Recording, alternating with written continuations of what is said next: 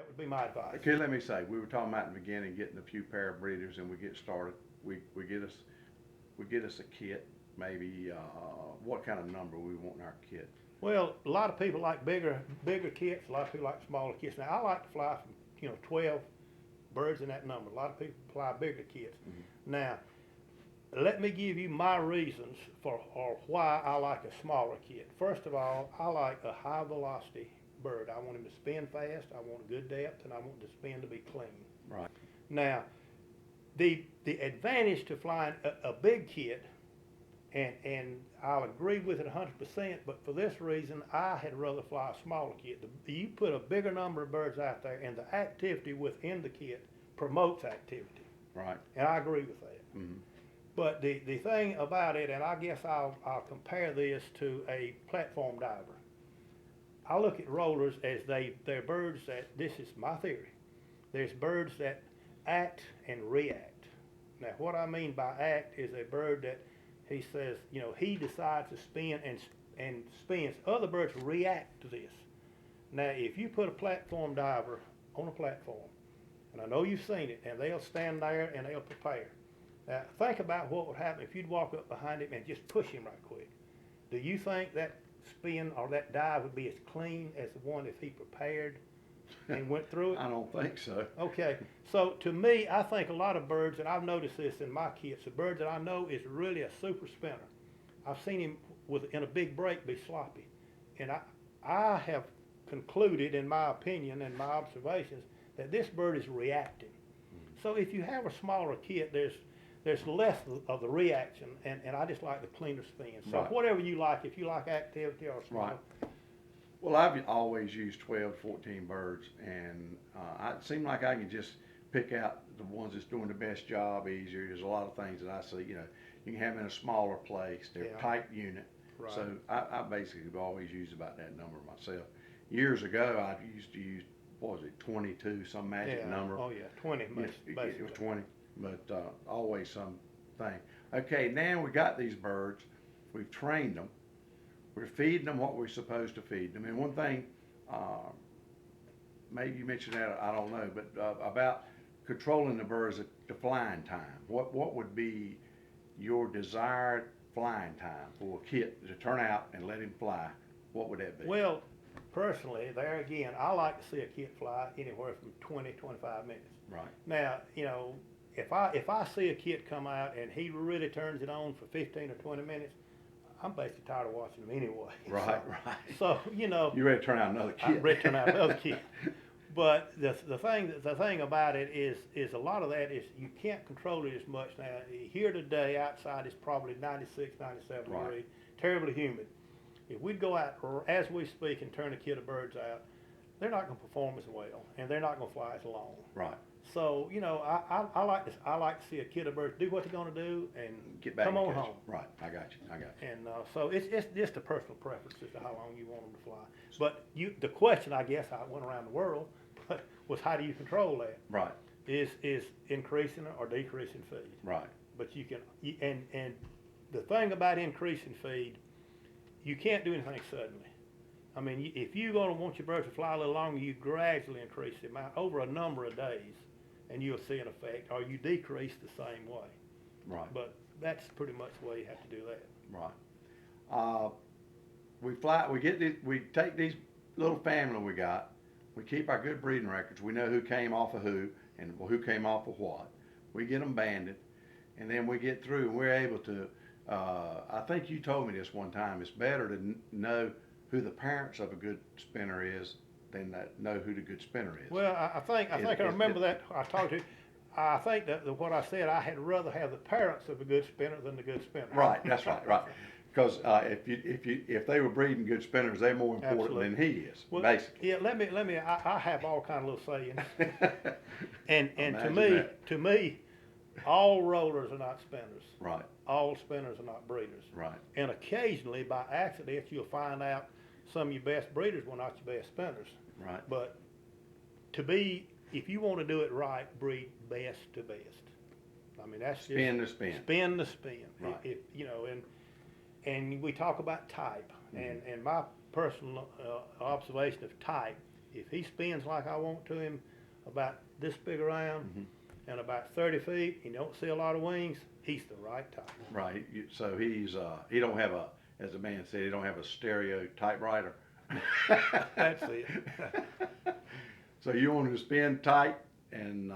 I like a lot of speed and a good tight spin, and you know, I like depth. Right, I understand. Well, that's what all anybody would want. Okay, let's take it one more step. Where you live here in South Carolina, where I live in North Carolina, we can fly our birds about 5 or 6 months a year. That's it. That's it, because of the hawks. That's You know, right. you can go out there, you can sit out there with the National Guard, and they're still going to get them. It Well, doesn't you make know, any difference. the law says you don't bother hawks and don't bother hawks. It's Right, just that right. simple. It's pretty simple. But you're exactly right. If no matter what you do, if you turn Right. them out, you're going to lose them. Right. So during that time, you take this kit, you keep that kit together in their kit box Right. through the winter, the fall and the winter. You threw the shutdown. Okay. Now, when you come back to the next spring, let's say we got 3 kits we got in 2008. Right. Okay. We go back now, it's 2009. It's coming around March or April. We're getting ready we've already started our birds breeding again. We know what breeders we want to breed from. Is this the time now? Are we going to refly these birds this season? Or are we going to pick our best ones out and breed them back to their parents? What are we going to do here? What's the strategy there? Basically, as far as my breeding program, I guess that's a good question. What you do when you start, you got your breeders. Now, you're not going to build a good breeding program quick. Right. If you do it right. Right. You fly these birds, and if they are proven to you, and if they are proven and they're performing like you want, and they're doing all right, go ahead. If you got a couple outstanding birds, you add them to your breeding log. Right. And you breed out of them. And then you know if there's a pair that was in there that didn't produce you anything last year. Right. Then, it doesn't mean necessarily that those are 2 bad birds. It means those 2 birds didn't necessarily click. Right. So you can possibly switch mates. Right. But it'll take a little bit of time to do that. But once you establish, say you want 10 pair, you just started with 4. Right. If you're lucky enough to be able to add 6 pair to them, that's fine. Yeah. But keep good records and know what your breeders are producing. Right. And each year, if your goal is to breed from 10 pair of birds, if you possibly can, try 2 pair a year. Try 2 pair, and if they outdo anything else you got, eliminate that pair and add that. Then you will build a breeding program. Right. Eliminate the worst pair. Absolutely. And add the new pair. And that can only be accomplished by keeping close records and really observing your birds. Now, I want to throw something in about observing your birds. There's a lot of stuff written on eyesight, and I personally, for one, don't understand it, but I will not dismiss it as being, valid. But the fact that I don't know anything about it, I don't. But now, when you say your eyes, the most important set of eyes is your eyes. You better observe your birds and know what they're doing. Right. And there's nothing beats sitting under a kit and watching them. You're right. Is there anything else? I guess the simplest thing to put into your program, and this is probably where a lot of people fall short. They feed them too much. Absolutely. And don't fly them enough. There's more birds overfed than underfed, and there are more birds underflown. Right. Too much. I have people I talk to about them, and they want some rollers, and sometimes I say, well, do you want spinners? Or, well, I don't care. I just want some pretty ones. And we can't close this without mentioning that, but I'm going to mention James is, in addition to, in his 40 plus years of handling and raising and flying rollers, he has taken it upon himself. If you get to know him, you'll understand he's a real competitor, and he's taken it upon himself, and he is responsible for adding special colors to rollers that I would have never thought was possible, and it just added a whole dimension to the hobby, the fact of taking the colors. We're not going to spend much time here or anything, but we just want you to let you know, James, I want to thank you for what you told these people here. And what we're trying to do here, we just want them to have some pigeons, some rollers, we want them to try to get them, try to get the best of them, and get the best out of them, and then breed, and enjoy the sport, and realize the shortcomings with the hawks and all that. There's not much you can do about it.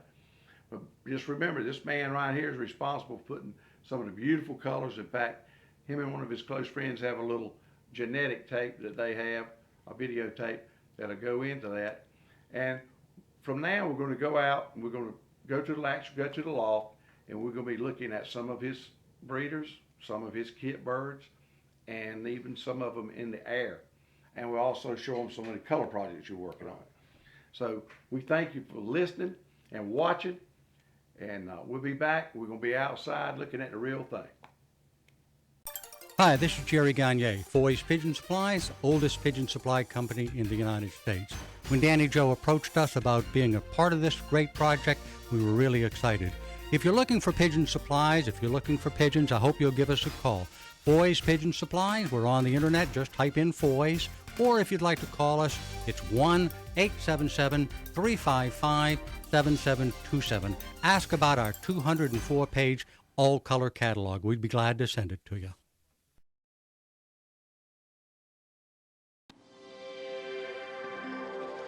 Color Pigeons and More TV show series. Buy all 12 DVDs for only $55 postpaid. Help to financially support the program. For more information, call us toll free at 1-800-527-0918 or send us an email at dannyjoe@suddenlink.net to order. Thanks for watching, and thanks for your support. Well, I hope you enjoyed today's show. It was a good one. It should help you with your rollers. And like James tells you, and like I tell people, training is the most important part. It's just like a dog. You go buy a Labrador Retriever, and it's a retriever. But if you don't teach it to retrieve or give it the opportunity to retrieve, it won't perform the task that it was bred for. So that's what you got to do with your rollers. We didn't get finished with it today, and I didn't think we would, but next month I'll have the third and final part about it, and you need to see that. I'll put it on the show first thing next month. You'll be looking for it in June. So that about wraps it up for today. It was a good event. Enjoyed bringing it to you. I hope you enjoyed looking at it. Until next time, I'm Danny Joe Humphrey, and we'll see you out in the Pigeon Loft. Watching Color Pigeons and More, the Pigeon TV show that covers all aspects of the pigeon hobby.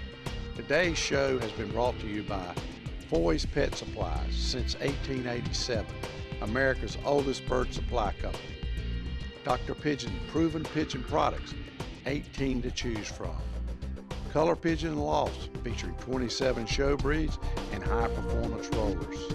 Be sure to tune in for our next episode. Be looking for us right here on the web.